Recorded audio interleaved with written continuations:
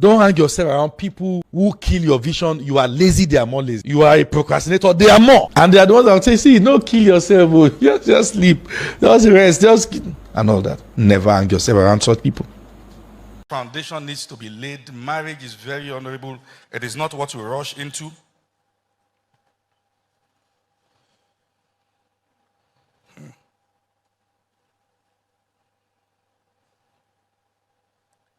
If you are not ready to commit, don't marry.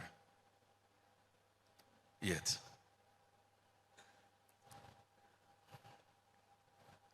The guy doesn't do church. He says he works from home. No pastor around can pastor him.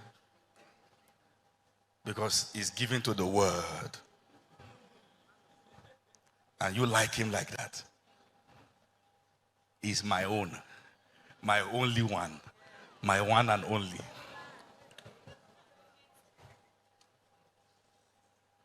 I don't even do any kind of marriage where any pastor will call me and my wife. We are men in our own right. Your definition of masculinity is to be one that has no sense of accountability. What a way to be a man. And that in itself is a sign of low self-esteem. Because you feel once there is someone who provides instruction and guidance, they are evading your space. What do you think about yourself? How do you perceive yourself? What makes you feel like a man? Is it money? Or the ability to control a woman? What makes you feel like a man? That's why when many men go broke, they lose it. Because the only thing that makes them feel like a man is the money. What's masculinity beyond money? You say, you don't have money now. Say, women, you don't just have women. If a woman is any more than you, you must find a way to bring her down to your level so she can obey. It is not control that makes men. It is leadership.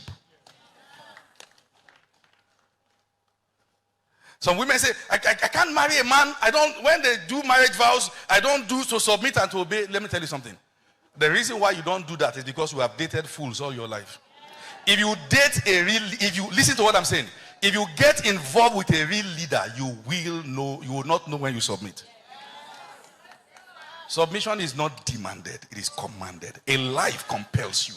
You see the leadership you've not seen in your previous generation. You are compelled to honor him. You will not know when you say my king, because he is. And if that's still your feeling, it's a sign you are dating a fool right now. Break it. I don't care your age. Are you there? Let me tell you something. Let me tell you. I'm going to start, but let me tell you something. No, I need to talk to you. Are you there? Let me tell you something. Masculinity is under attack.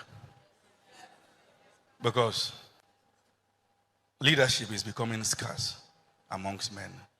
Leadership is demonstrated with a lifestyle, not with words. That you follow God in a persuading way that your children want to be like you. That's leadership.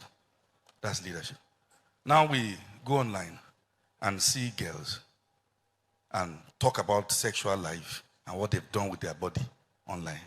And they know that when it's time to settle, they will not struggle. And the good ones struggle. They know that because they know that we are in the era of foolishness amongst men. What's left of them is testes. They are gone. That's what's left. They are gone. It's the era of foolishness. See, people come in church and get angry and say, pastors this, pastors that. And they are online. Say, I can die for Machala. I can die for Davido. And they come to church. It's when it's church matters, they vent. You are not a man. You're just a boy who needs to be trained and taught. Are you still there? Yes, or should I round up? Yes, so let me balance it. There are girls who deserve to be single all their lives.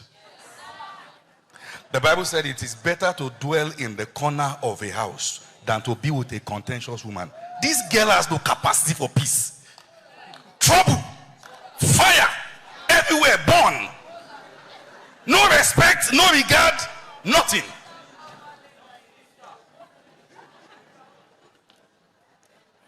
And they believe if I can weave my wigs like this, I will get a man. You will get a foolish one. You know, when David was going to kill Uriah, he said, put him where the battle is fierce. But let the valiant men withdraw from him. There are men that the valiant men have left.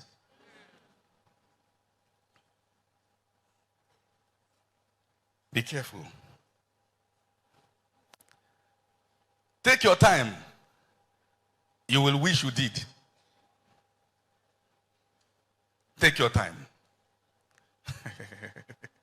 Take your time. And prepare yourself. Now, listen to this. Waiting is not just the passage of time. Waiting is a process of building. That it's been 5 years since the last man asked you out doesn't mean you are waiting. You might be decaying. Just getting bad and worse. Say I hear. I choose to wait correctly. Now, I asked you a question while I was teaching this before. That if anybody marries you now, has the person been favored or judged?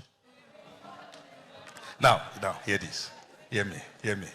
The answer to that is not in screaming, but by what you make out of your spouse. There are hunters and there are gardeners. There are people that the last phase of a girl's beauty is her wedding day. From that moment going forward, she begins to shrink and depreciate till she looks like a witch. He will bring other women, he will taunt her, he will do many things, but she married him like that.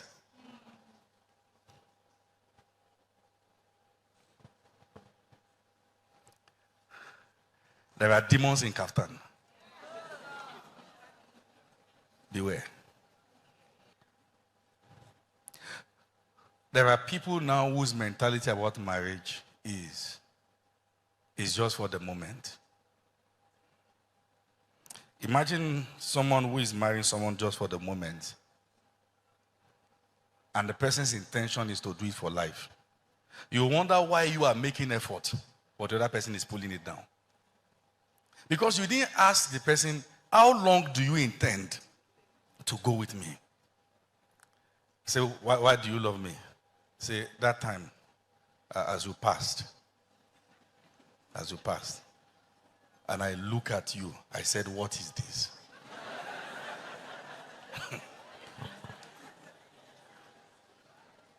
Huh? Then you now hear the girl, Sister Naba, now say, uh-huh. And as she's saying the uh-huh, she's shaking it. Uh-huh. You know what she's saying? This is all I've got. That's all my assets. Front and back. Nothing here.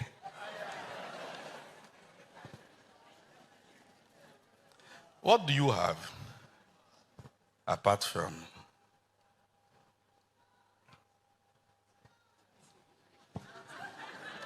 what do you have? Married mentality, not just beauty. Now, I use the word not just beauty.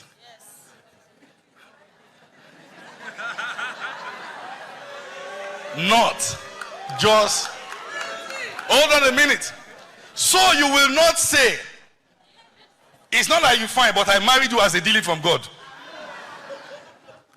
When Adam saw Eve, as it message, the first word he used was wow. If your own is yea. So you go.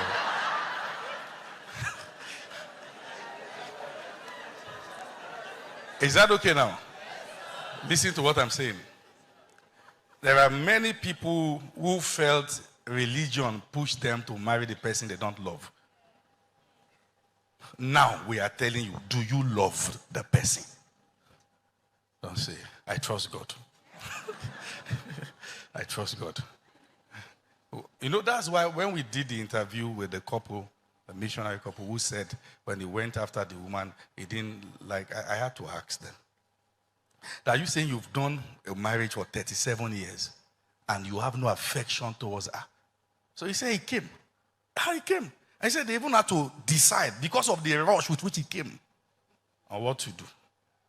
You now said, you are my wilderness gift. Be careful.